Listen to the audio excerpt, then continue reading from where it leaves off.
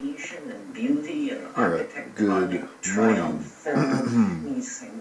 Still, Earth, this is Adam Sturch broadcasting for the Mushroom Mansion, Taos, New Mexico, working on oil painting paper ghosts.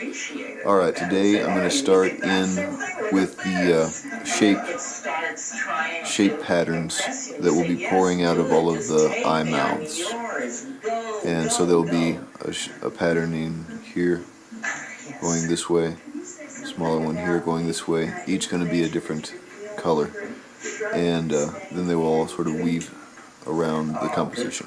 So it's going to take a little while, but I like the idea of the effect, so here we go. You know, that perhaps every night we go as deep as these psychedelic drugs take us. But there's something about, there's apparently very little short-term or long-term memory trace laid down by these experiences. I think if we would just legalize these things and turn our creative science people loose on this, what we really need is a drug that allows you to remember your dreams. That's it. And, pardon me? Well, we have the concept and we have claims, but I mean one that will work for me. Yes, that's a good point. The one argument that I feel the force of against cannabis is that it completely suppresses dreaming.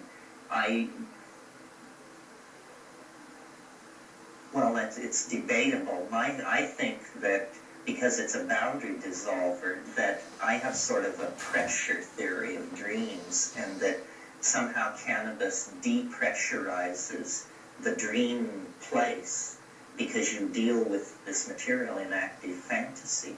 But boy, if you stop smoking, if you're a regular cannabis user and you stop smoking, within 48 hours you will have dreams that will have you on the phone to mother. I mean, and it goes on and on. I stopped smoking cannabis about a year and a half ago for 4 months, and what finally sent me back to it is the dreams convinced me I was losing my marbles, and enough of making a point, you know.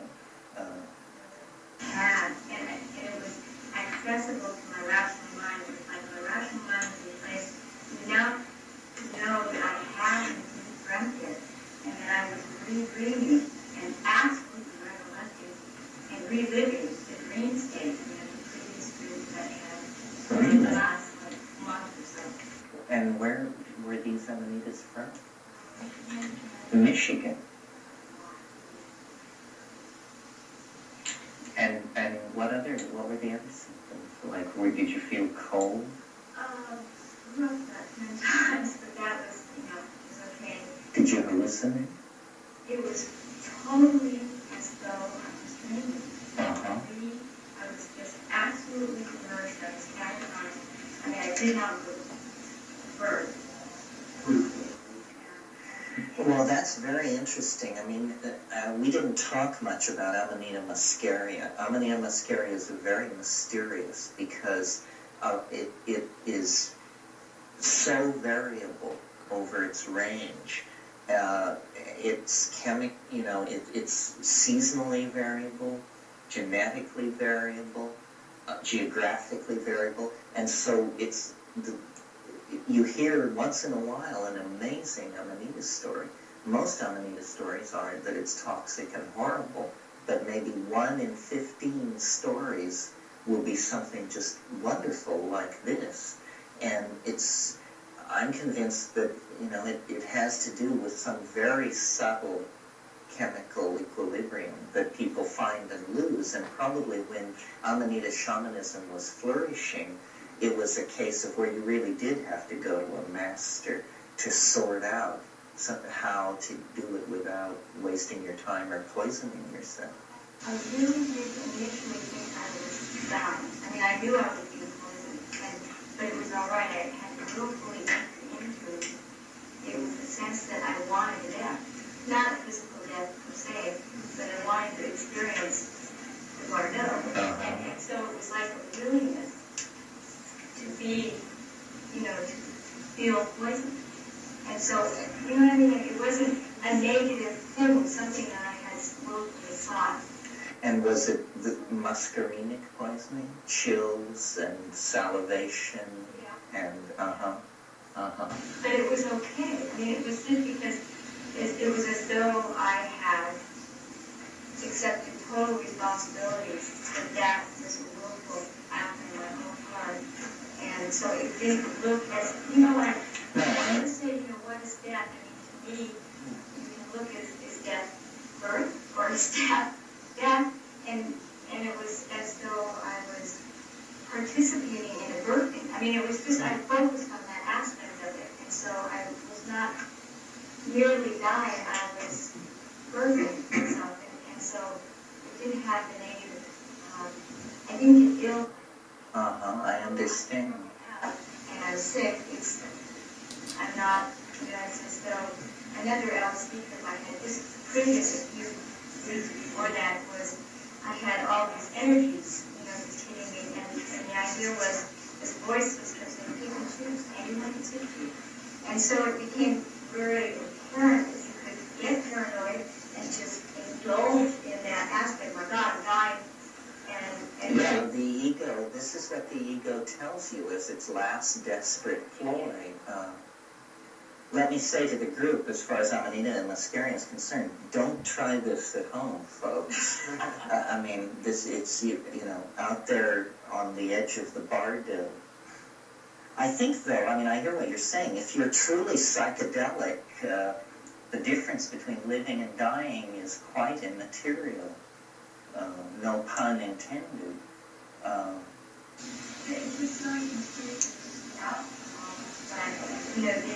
You manifest in your mind or in language with you the sense this is death and that I'm not dying. Or you just transmute it and you say this is death and you born and be born and be born and you manifest the reality. That's whether you're dying after or whether you're being born. It's kind of almost the same thing. Yeah, this is the issue of surrender, because boundary dissolution is interpreted by the ego as death. And if the boundary dissolution is happening rapidly or for some reason in an alarming fashion to the ego, it will pull out this explanation. And then you really have to discipline the hind brain and say, no, this is what we chose to do. This is the course we're set on. And this is the course we're sailing. Because, what are you going to do? How has the present taking of the years affected your familiar relationships and your life generally in terms of your happiness? Well, it's hard to say, because you ask about a path not taken as well as a path taken. All the women I've ever been with were heads of some sort, of varying and lesser degrees. I was married for 15 years. We're separated. I don't see the drugs as a particular issue, although my wife used to complain that I spent a great deal of time sort of out of the flow of family life and loaded. But on the other hand, I remember when I was 8 and 9 years old, huge scenes with my father and my mother because they were always going off on picnics or something, and I always wanted to stay home and read. So it was exactly the same pattern before drugs appeared in my life. I've always been, I like to do things by myself a lot. I think cannabis for me was really a turning point. I remember the first time I smoked cannabis and I realized, I can be a normal person with this stuff. I can self-medicate myself and I can stop being this incredibly hyperactive, nervous, yammering, skinny, bespectacled, Ichabod-like creature that I was. And then, I don't know, I leave it to you to judge the result, but my impression was that it helped with that. And it helped with my social relations, because I was always so alienated and peculiar. But my life has been so totally about drugs that I can't imagine it any other way. One of the things that most horrified me when I stopped smoking cannabis, and I had always said it about cannabis, was you worry. You worry. People who don't smoke cannabis worry. Now, they would say that they're tending to business and that that's part of being an adult. But most worry is superfluous and preposterous.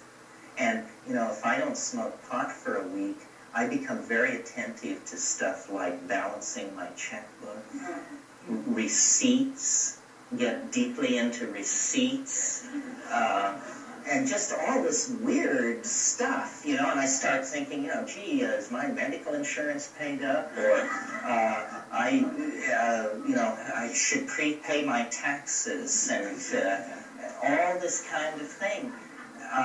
Now, I suppose to go too far in the other direction, you would just be a complete space case. But my life seems to function very well, and people say I have an abnormally neat apartment, so I don't think I'm letting down too much. But anxiety is a very dubious thing, I think, and anything that assuages that, as long as it doesn't sedate you, is probably a pretty good thing. Your presence makes me think it's not as eccentric as it probably actually is. So I appreciate your contributing to my own delusional state. I hope you found this information interesting. Avoid gurus, follow plants. It's like Van Morrison says, no guru, no method, no teacher. Just you and me and Mother Nature in the garden. Wet with rain. So thank you very much.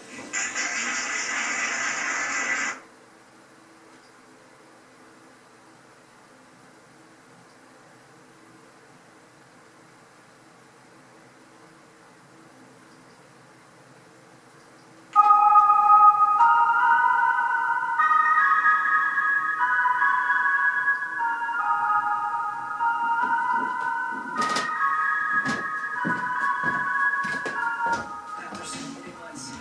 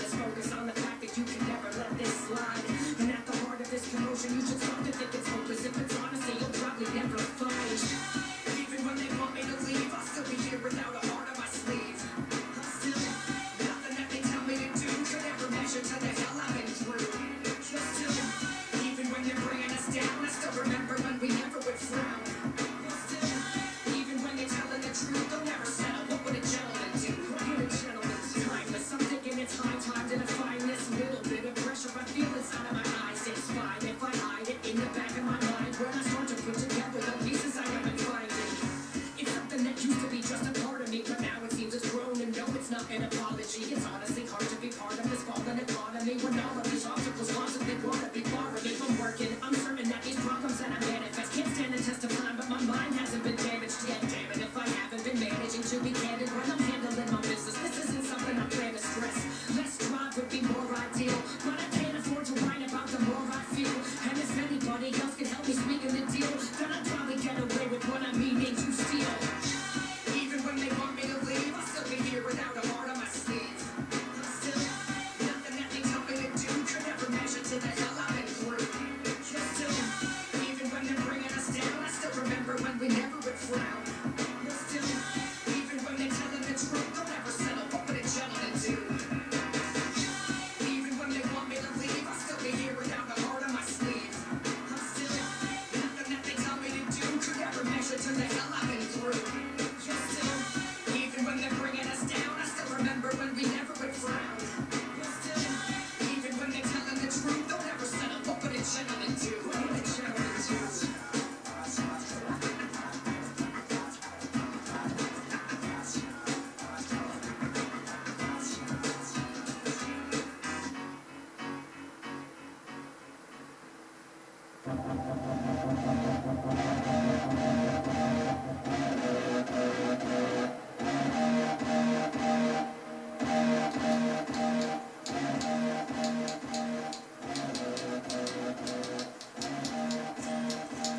If I didn't need to eat or sleep and buy myself a type, I'd never know it. Blow myself into a room and just create. I always give all interaction with the speaker, presentation, bubble strangers in the meeting. Wait for someone to relate. Well, I don't believe in anything, and that's an awful feeling. But I'm learning to accept the fact that people die alone. I'm certain that the words should not reflect what you believe in, and I wouldn't try to change your mind or try to change my tone. I make my business public when expressing a decision, and I never guess on anything. I know it or I've learned. And you can tell the move I can extend to my ellipsis. My patience has been breaking while I try to wait my turn. And if I had it my way, I would never write a chorus, 'cause a chorus is so boring when you have to say it twice. So that people like, so I really can't ignore it. It's important to please everyone and always be so nice.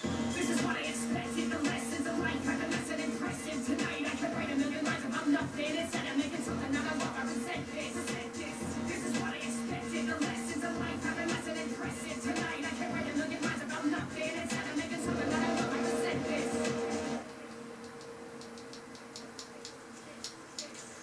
This little riddle I've been saving has been making me appreciate the meaning in between me and myself and the polar opposite that I've been watching from a distance has me questioning conceptions that I have for mental health. This is what I'm living and I think about the better part of 30 closing pieces, so I try to send my letter, but I'm pretty sure I never got to reach you when I hit or read a little love in this bridge. I guess it was too clever. If I didn't need to eat or sleep and buy myself a type, I'd never know it. Blow myself into a room and just create. I always give all interaction with this vision, presentation, bubble strangers in the meter. Wait for someone I can hate. Well, I don't believe in anything, and that's a crazy feeling, but I'm learning to accept the fact that we have never grown, and I'm certain that the words are not reflecting we completed and repeating this to show you that the end is never known.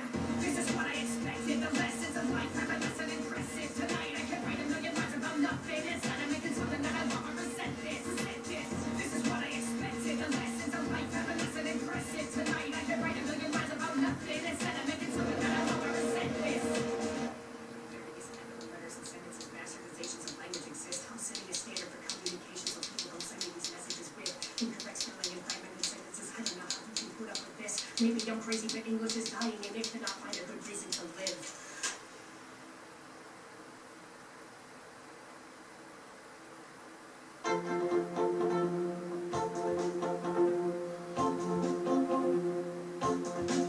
I am all about life, learning and nothing should ever be second. It's something as simple as people being overly selfish. The message is very concise. I never said it was right, but every time I close my eyes, I couldn't imagine the light. And in the passion of fight to be the master of destiny. Nothing ever come on my mind as much as burning in energy. Hope the burden, the weapon, return and turn me away. I never thought I'd be your wrong, and that's a learning today. That this burden away, all on my shoulders is guilt. For down my days and it took for wrong to be filled. So much room for my hope, the sword that couldn't be silenced. And in the wake of so much traffic and indescribable violence, I helped handle the fires and I can go to the guidance of people able to fire when I destroyed all the tyrants. And if I tried, then my life would be done. Then we're waiting for the day that the darkness will come.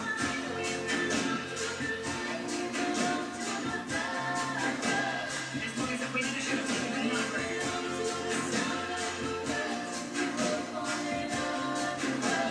The choices I make are really making me shudder.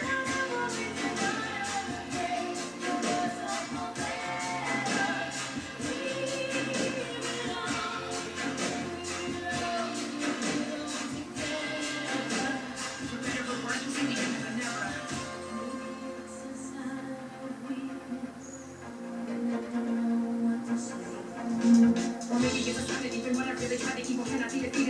it anyway. The goal in my mind when I started on the journey is so different than the one that had to hold me today. My past is the enemy, the guilt and the jury is the very same demon that has told me to play. So I learned to be calm in the face of the enemy, and I never let them see me being anything but brave. I really got a problem when I started for the mission, cause the darkness that I feel because I never take a break. But not that you will look when I cut all the obstacles were running my face and nothing can stand in my way.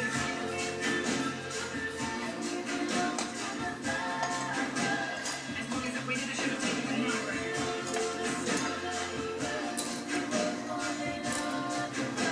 The choices I make are really making me shudder.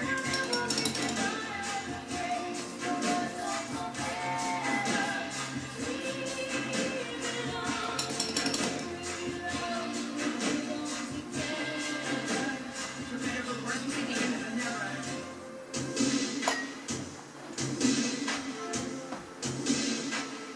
Alright, well that gets the first shape stream flowing out of the right eye of that face paper being there. So that's it for the moment. I don't know, kind of got a stomachache. I may not do a whole lot today, but I'm going to continue these eventually.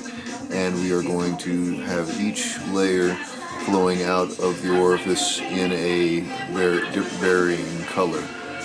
So it should all tie together and overlap and weave in and out of each other in a very nice way. I'm having fun with this one, but I'm not going to push it as it is. I'm just not feeling so great today. But anyway, thank you for watching. That's Adam Sturch, broadcasting from the Mushroom Mansion, Taos, New Mexico, working on oil painting paper ghosts.